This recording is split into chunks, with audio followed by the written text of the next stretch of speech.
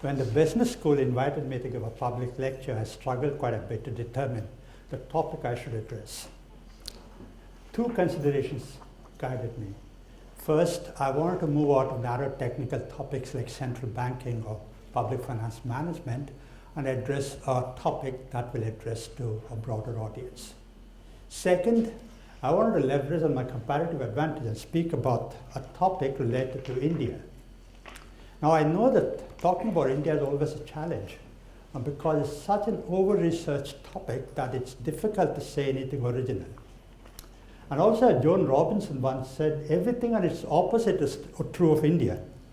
For example, you can look at the number of girls moving from school to college and say that aspirations among Indian women are growing. But you can also say how many girls are leaving college and not entering the job market and say that aspirations of women in India are not rising. So you can say either way. But regardless, I decided to stick my neck out and talk about India. But why megatrends? Our worldview, our experiences are shaped by our daily exposure, our experiences, our exposure to the social and the mass media. And our views change incrementally. And in the process, we miss the big picture changes that are happening underneath, which are happening at a slower pace but have a significant impact in the society that we live in. It's like looking at an impressionist painting. If you're standing very close, all you see is those brush strokes. But if you step back, you will see the painting in all its clarity. So understanding megatrends is like looking at an impressionist painting from a reasonable distance. In particular, I'm going to talk about 5 megatrends today. The first megatrend on my list is the shift in terms of trade from the urban sector in favor of the rural economy. So first, what are terms of trade? Terms of trade is a phrase used in international trade, which is the ratio of export price to import price of an economy. I borrowed that phrase to say that the terms of trade have shifted in favor of the rural economy to imply that the relative advantage of economic management in India over the last 15-20 years has shifted in favor of the rural economy. Thus led to the improvement in quality of life of hundreds of millions of people. And that's quite significant, more significant than we acknowledge. All you have to note is that India has more poor people than the entire continent of Africa. So you understand the significance of poverty reduction in India. So 3 questions arise from my assertion. What's the evidence? How did the shift in theory come about? And what are the implications and challenges of this shift? So turning to the first question, how do we say that the terms of trade have shifted? One way of looking at that is to look at the ratio of food inflation to non-food inflation, on the premise that an increase, a relatively higher increase in food prices is a positive terms of trade shock for the rural sector relative to the urban sector. If you look at that chart shows that there's been a secular decline in that ratio of food inflation to non-food inflation up until 2006. And then it's been an uptrend until 2012, showing that the price advantage has shifted in favor of the rural sector. Further evidence of that shift comes from the movement of nominal wages. Nominal wage growth in India, rural wage growth, which has been 2.5% flat in the period up till 2006, as you can see from the chart, has been growing rapidly and has been in double digits every year from 2008 onwards until very recently. So that's 2 pieces of evidence. Further evidence that the terms of trade have shifted comes from land prices. Historically, everywhere urban land prices are higher than rural land prices, but in India, the pace of increase in rural land prices has exceeded the pace of increase of urban land prices, which again is an indication of the shift in terms of trade. So if that's the evidence, let me move on to the second question about how did the shift come about? By far the most important reason behind the shift in terms of trade, I think, is the economic liberalization that India started in 1991. In the pre-reform regime in India, some of you might recall, there was this draconian license permit regime where the government had to permit license every industry.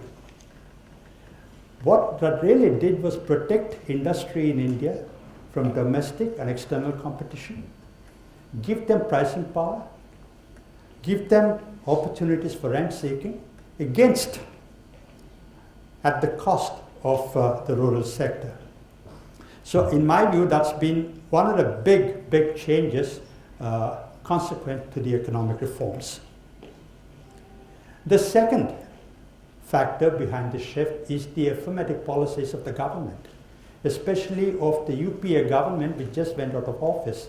They were in office from 2004 to 2014, but even the governments before that had a conscious bias towards the rural sector to improve the purchasing power of the rural sector. How did they do that? Through subsidies on fuel, food, fertilizer, and a host of other things. The third factor that drove this terms of trade shift is the increase in minimum support prices for major grains. What is the minimum support price? Minimum support price is the price offered by the government to farmers for purchasing their farm produce, especially rice and wheat. Why do they do that? To ensure that those prices do not fall below a certain minimum, or to offer a floor to farm prices. Now, if you look at this, this is the movement in MSP starting from 2006 and it's moved up very sharply. Every year, there's year-on-year increase in the minimum support price. Why does the government of India offer a minimum support price? The reason is the following. India typically keeps its food prices below world prices. And how do you keep your food prices below world prices? By restricting trade. You do not allow export. So farmers are obviously agitated if they're not able to exploit the world markets and get the higher price. So they'll stop producing. So in order to make them continue to produce, even though they're not given the privilege of exporting, the government has offered minimum support prices. Of course, possible to argue that's very distortionary, very inefficient way of subsidizing, but that's what the government has been doing. The last on my list of factors behind this terms of trade shift is the surge in rural wages as a result of the employment guarantee scheme. This is a chart that you saw before, but once again, that vertical line at 2006, that's when the government started the National Rural Employment Guarantee. MNRGA stands for Mahatma Gandhi National Rural Employment Guarantee Act. So what that act enjoins the government to do is to guarantee minimum of 100 days of employment to rural labor. Any rural labor can go and ask the government, I don't have work today, give me work. And the government is enjoined to guarantee work for 100 days a year at minimum wages. In a way, that's been a game changer because the expenditure of the government has been relatively small, about 0.5% of GDP. But that set a floor to the wage level in rural areas, and that's been a big driver of this terms of trade shift. Now let me move to the third question. What have been the implications and challenges of the shift in terms of trade? By far the most important has been the decline in rural poverty, which happened faster than the decline in urban poverty. Just look at this chart. This shows the decline in total poverty, rural poverty, and urban poverty. You see that between 2005 and 2012, both rural and urban poverty declined, but rural poverty declined much more sharply and much more rapidly than urban poverty. I must say as an aside here that poverty estimation is a very contentious, politically contentious topic in India. Because when politicians campaign in the election, they tout this poverty number, that how much their poverty has declined during their term in office. But when they have to go to Delhi and campaign for funds from the central government, that's run by a formula, and one of the important variables in the formula is the poverty ratio. Politicians vie with one another to show that their state is poorer than other states. So there's competing claims they make about poverty estimates. The second implication of this is food inflation has become structural. What do we mean by saying that inflation has become structural? Typically, food inflation is cyclical. Food prices go up because of some localized situation, drought or flood, or because of breakdown in the distribution network, transport network. There is no policy intervention necessary to address such a cyclical increase in prices because it adjusts by itself. What the government needs to do is just offer some distress relief. In India, for example, it's very typical for us to have an onion price inflation. Onion price is a very, very big issue in India. Elections have been fought, won and lost on just one single item, the price of onion. The reason is that onion is grown in just 3 or 4 districts in one state of the country, and from there they go across the country. And if there's a drought there, or if the distribution network fails, there's an onion price increase and governments fall just on that basis. But that's not what I'm talking about. I'm talking about structural inflation that persists. And one of the consequences of the shift in terms of trade has been the structural inflation that's just not gone away, that's persisting. Why? That's because when poverty levels have come down, when rural incomes have improved, their food habits have changed.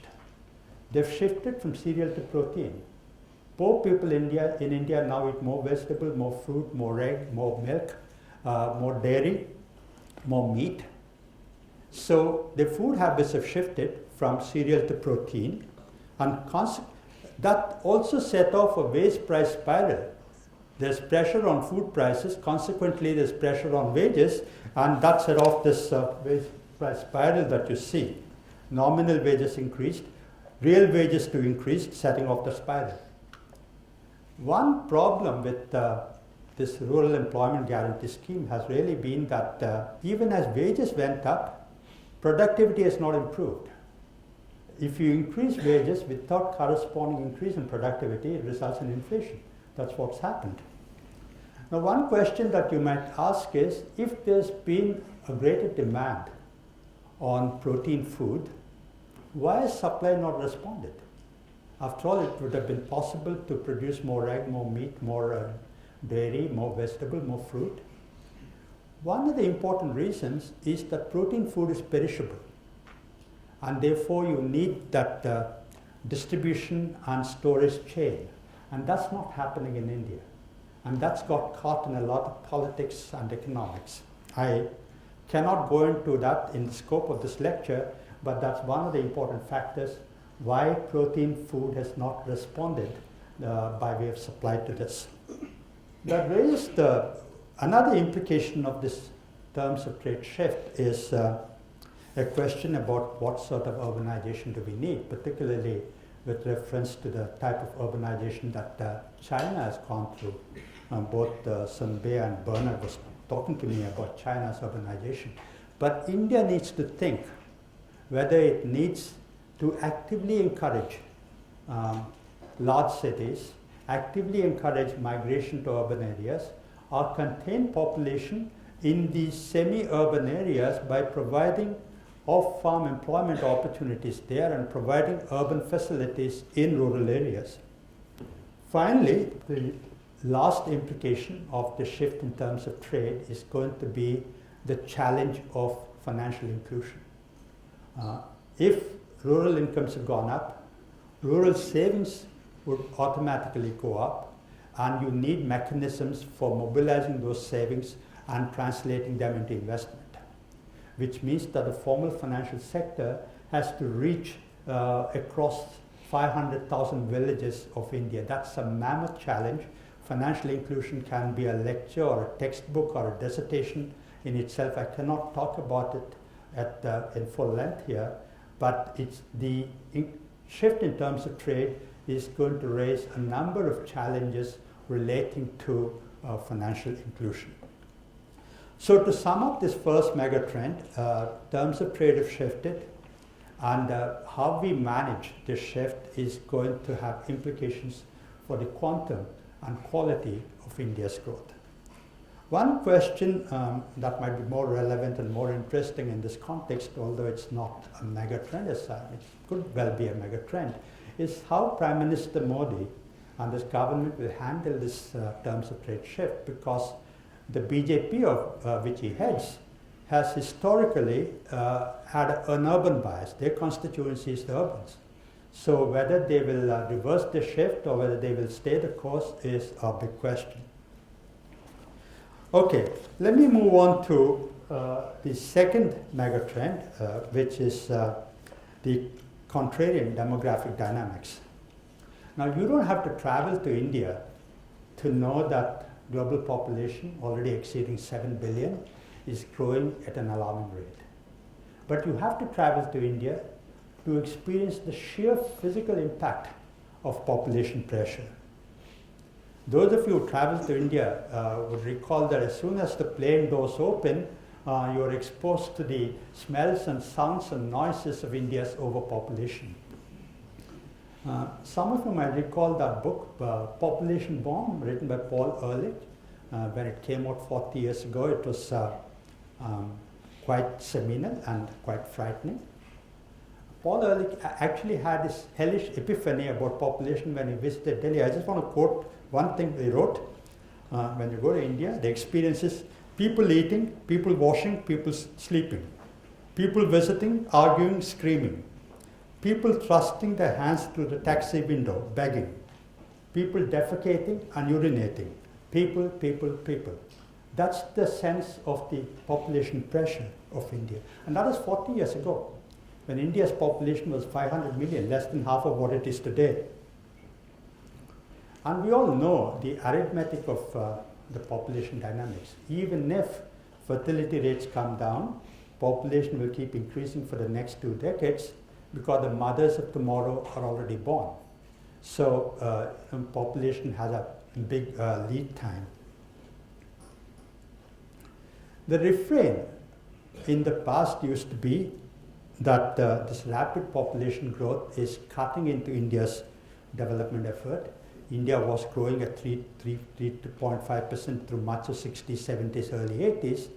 Population was growing at 2.5% plus, so the per capita income was virtually flat. So the refrain used to be that India cannot achieve anything unless it first controls population. I'm sure all of you see the international media. At least once in a month you see this stampede in India, 200 people killed, 250 killed, etc. That's unfortunately that's so much of our daily staple that we don't pay attention to it anymore. If 250 people died in a stampede anywhere else in the world, it'll be big, big news. In India, we just ignore it because we have internalized that that's part of our life. So the narrative used to be that India must control population. But over the last 10 years, there's been a remarkable turnaround in that debate. Suddenly, population, instead of being seen as a burden, is being seen as an opportunity. What's caused this shift? India's unique population dynamics, unique when you see from a global perspective. At a time when rich countries' population is declining, at a time when China's population is stabilized and is beginning to decline, India's population is still growing. And that is seen as a demographic advantage to India. Now, what exactly is the demographic dividend argument? The argument goes as follows, that when your population is growing, the ratio of working age population to the ratio of the total population keeps increasing. This higher proportion of working age population work, consume, save, those savings will result in investment. Dependency ratio, which is the ratio of children and old age people to working age population, that dependency ratio comes down. And that India will get onto a virtuous cycle of higher savings, higher investment, and higher growth, which is unique in the world situation today. Okay, this is the inflection point. You see that India is the only large country whose inflection point is going to happen at 2040. All other countries have already had their inflection points. Now, this argument about a demographic dividend is quite seductive. You know, I'm often reminded of a story from Sherlock Holmes. Sherlock Holmes and Watson, they went to investigate a crime. So they went outside London and they got delayed. There was nightfall, it got dark, and they couldn't come back to London. So they pitched a tent and went to sleep. In the middle of the night, Holmes gets up. He wakes up Watson, shakes him by the shoulder, and says, "Get up, get up." So Watson said, "What happened, Holmes?" He says, "Oh, you're sleeping. How can you be sleeping? What do you see?" So Watson says, "Oh, what do I see? You know, I live in London. There's haze, there's fog, there's smog. I don't ever see a clear blue sky like this." So Holmes shakes him further and says, "What else do you see?" And then he said, "Oh, I see the moon, I see the stars." "Oh, come, what else do you see?" "I see God's creation, pristine creation. It's a mind-expanding experience." So Holmes gets frustrated and says, "Watson, don't you see somebody stole our tent?" So it's like that. It's like missing the most obvious. The most obvious thing about deriving the demographic dividend is that you've got to create jobs for hundreds of millions of people. One of the criticisms about India's growth, especially in the last 10 years, has been that what we generated was jobless growth. To say that for every point increase in GDP, the number of jobs that were generated was less than the historical average. And pressure on jobs is going to increase, first because more and more women are going to join the labor force. Second, because if agriculture productivity improves, hundreds of millions of people will actually shift from the farm sector looking for jobs outside. So there's the normal addition to the workforce compounded by women entering the labor force and compounded by agricultural labor looking for opportunities outside. So if India does not create jobs, this demographic dividend can easily turn into a demographic disaster. So that takes me to my third megatrend, which is that India has to generate or trigger a manufacturing revolution. I put a question mark there to imply that it's not so much a trend that will happen automatically, it's not a given, but that's something that has to be engineered. I spoke about creating jobs. Where are jobs going to come from? They're not going to come from agriculture, which already has tremendous unemployment and underemployment. They're not going to come from services sector anymore. India's jobs will increasingly have to come from manufacturing. History shows that development experience shows that when people shift from agriculture to manufacturing, productivity levels multiply by 3 to 4 times, and that's what's got to happen in India. But you know, one curious thing, much through the 80s and the 90s, India used to take perverse pride in its development pattern. Historically, we know that when countries develop, they move from agriculture to industry and then to services. But India, curiously, moved directly from an agrarian system to a post-industrial service-based economy, leapfrogging over the manufacturing sector. And India used to take pride in that. But now we know that that is come to catch up with us. Just to show this development pattern, you see that the industry sector has remained around 20 to 30% over a long period. Whatever shared agriculture has yielded has been taken up by the services sector. That's in sharp contrast to China, where the industry sector took off around 1972 at 40%, has been growing at that slowly. The services sector actually took off only 15 years later, around 1987, from the agriculture sector. So as I said, the leapfrogging has now come to catch up with us, and the only way India can generate hundreds of millions of jobs is by focusing on manufacturing. And what are the challenges to creating a manufacturing revolution? The first is skill shortage. Now, India wants to produce 100 million tons of steel. It's difficult even to get a crane operator. And that's the skill shortage, actually a crisis.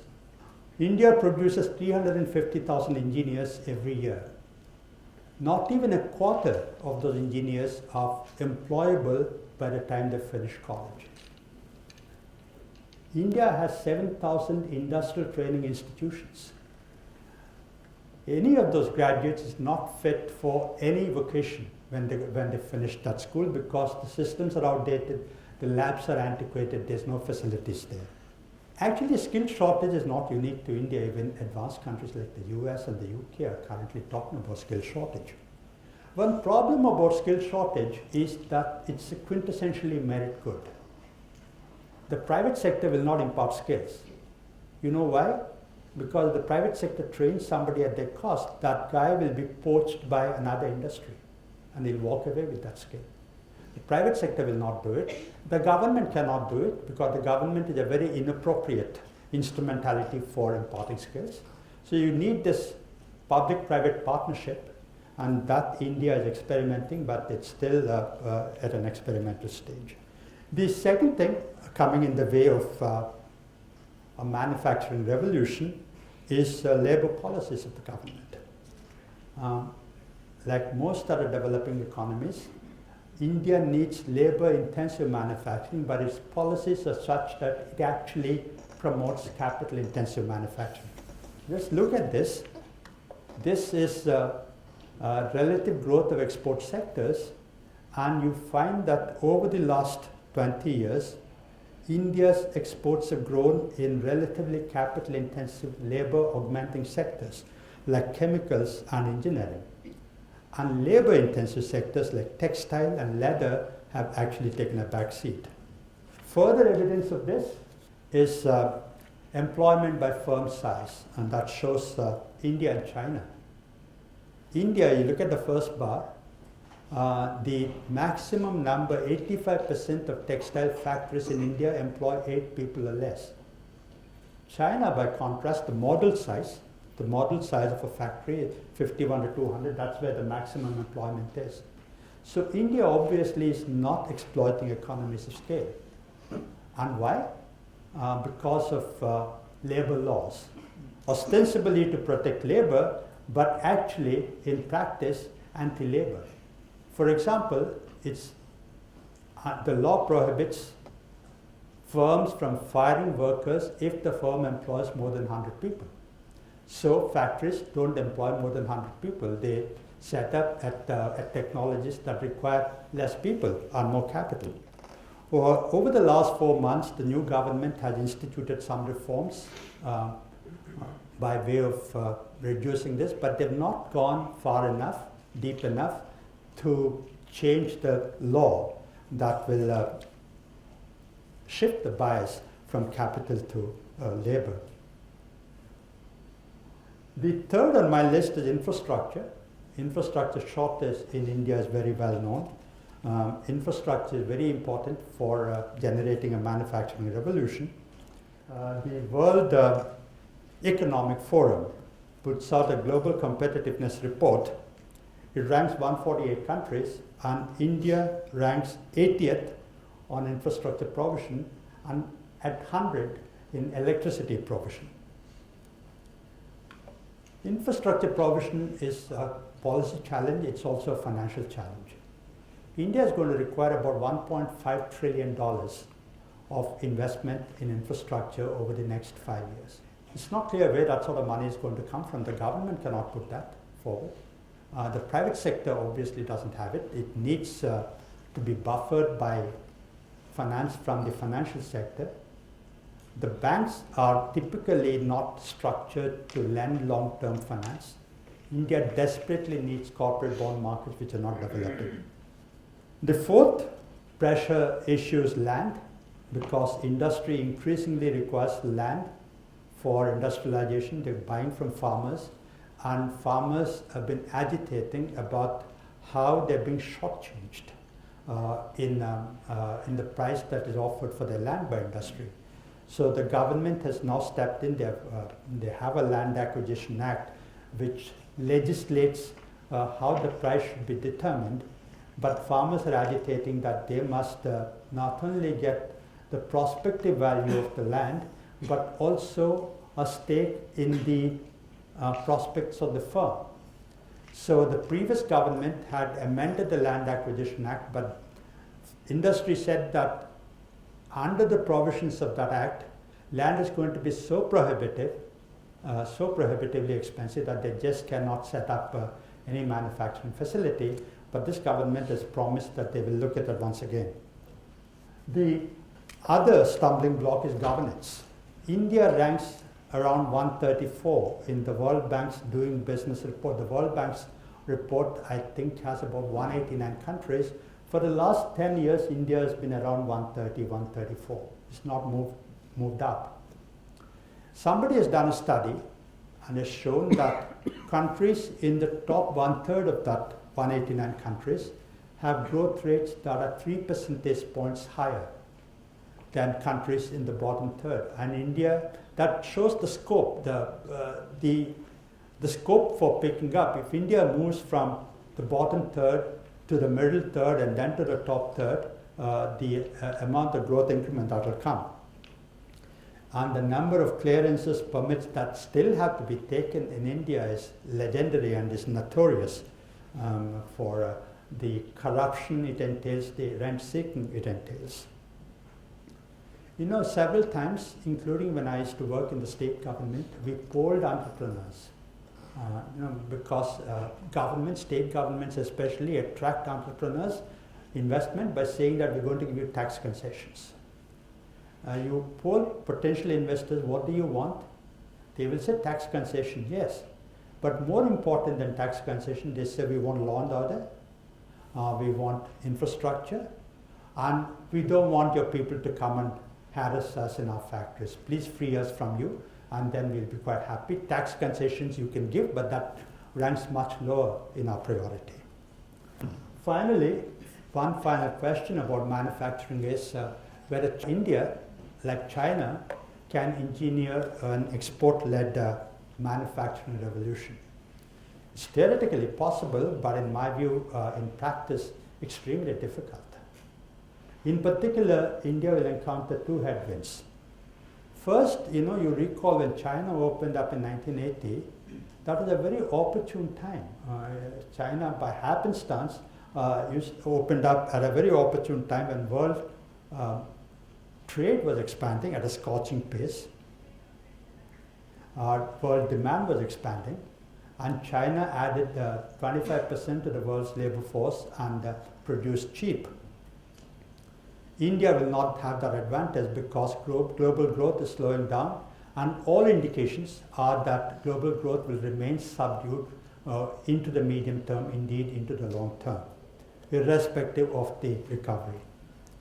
The second headwind India will run into is that China opened up when offshoring was on the uptrend, when this business model of distributed production across the world was increasing. But today, the trend is reshoring. Increasingly, production is shifting back from emerging markets, from developing countries to rich countries. Why? Several factors. Robotics, which have made automation possible. Workers in rich countries are willing to forego wage increases in order to retain jobs. And this business model of producing in one center and distributing is giving way to distributed production closer to consumption centers. For all these reasons, I think it will be difficult, if not impossible, for India to generate a manufacturing revolution based on exports. The fourth megatrend on my list is decentralization. The India growth story going forward is going to be impacted by how decentralization evolves. All of us saw last month the campaign before the Scottish independence vote, and we all understand how emotive decentralization can be. It has political, economic, and emotional dimensions. Actually, if you look at it, decentralization has been one of the most significant, if also silent, governance reforms across Asia. Indonesia, Vietnam, Malaysia, the Philippines, Sri Lanka, Pakistan, Cambodia, all have significantly and vigorously decentralized over the last 10 to 15 years. China, the worldview of China, especially outside China, is that it's a monolithic state. But if you think about it, given China's size and heterogeneity, there's no way that China can afford to be not decentralized. But that's a myth that Chinese government keeps promoting very actively. But that's a false stereotype view. China is more decentralized than most other economies, and most people tend to believe. It is a saying in China that when the mountains are high and the emperor is far, far away, which means that the central government is there, they don't know what's happening across the country. Coming back to India, it's possible to argue that one thing that's held India together over the last 65 years since independence has been decentralization. In fact, Prime Minister Churchill was quite disinclined to grant independence to India, in part because he said India didn't ever exist as a nation. India is a mental construct, a geographical construct. There's no nation like India. If the British walk away, India will fragment.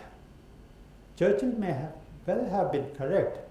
And one of the big reasons India held together and indeed solidified as a nation is because it actively and constructively decentralized.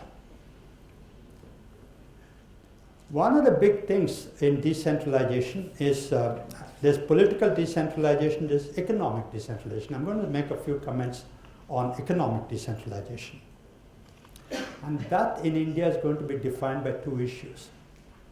The first issue is how the national pool of resources is shared from the central government to the states. That's a contentious issue everywhere, in every federation, in the US, in Australia, in Canada. It was contentious in Indonesia. You go back 15 years, the reason Timor-Leste broke away from Indonesia is because of this strife about how the oil resources must be shared. In China, the provinces control the SOEs, control the land, and they have enormously more fiscal powers than the central government. And I can guarantee that decentralization is going to be a big issue in the UK elections next year. So in India too, the sharing of resources has been a contentious issue, but my hunch is that it's going to get more and more contentious going forward. Because when you have to share resources, typically it has elements of horizontal subsidization. There's subsidy from better off states to poorer states, and better off states are going to agitate more and more about subsidizing poorer states. The second issue that's going to define decentralization in India is the second generation reforms, which is what is on the agenda today. The first generation reforms that were launched 25 years ago, the central government could push them through on its own. It did not have to consult the states because all of those reforms lay within the purview of the central government. But the second generation reforms, which have to do with factor markets, land, labor, energy, the central government needs the active cooperation, if also the consent of states. In fact, I think a test of Mr. Modi's leadership will be how he can foster this center-state relationship to move the reforms forward. Somebody had seen in the papers that somebody had done a study and said after the two state elections 2 weeks ago, Mr. Modi's BJP party controls states which collectively account for more than half of India's output. So he has a unique advantage of pushing this center-state cooperation forward. The final megatrend I'm going to talk about is India's globalization. If you read international media, whenever you say India, they qualify it. One of the most closed economies in the world. Can you ever read about India without that phrase qualifying it? One of the most closed economies in the world. In my view, that's an urban legend. It's picked up some currency merely because it's been repeated so often. And far from the truth, India is actually much more decentralized, much more globalized, much more open than people tend to acknowledge. What's the proof of that? One big proof is that we were affected by the crisis. There was dismay bordering on disbelief that India could be affected by the global financial crisis because we thought we were decoupled from the advanced economies. We thought that India had insulated itself from the Asian crisis, so we insulated ourselves from every other crisis. We thought that we didn't depend on export demand, therefore the global recession cannot hit us. We thought that we protected our financial sector, therefore even if the world financial sector is in trouble, India's financial sector is protected. And a lot of people, indeed the entire country, thought that the new governor, that was me, brought on the crisis. That India had no reason to be affected, but this new governor has come into the central bank and that's why we got hit by the crisis.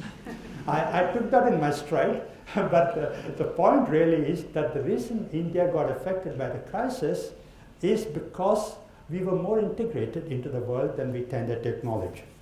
And what's the evidence? This is the evidence.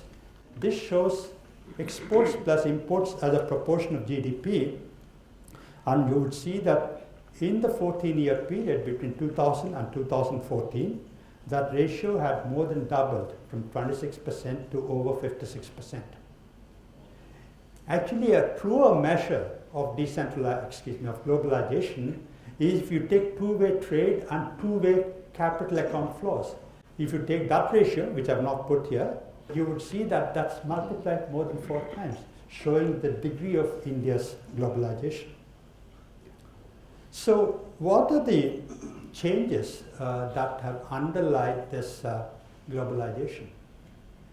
Exports as a proportion of GDP have gone up. That's important, not important enough. What's more important is that in 2000, more than 60% of India's exports used to go to advanced economies. Today, more than 60% of India's exports go to emerging markets. In 2000, textiles, leather, gems and jewelry used to account for more than 60% of India's exports. Today, pharmaceuticals, chemicals, they account for more than 60% of India's exports. On the capital account sector, India is more open than you would give credit. FDI, for foreign direct investment, there's only a negative list today. For foreign institutional investment, portfolio investment, the equity market is almost completely open. The debt and currency markets, there are some restrictions, but I don't believe they are binding restrictions.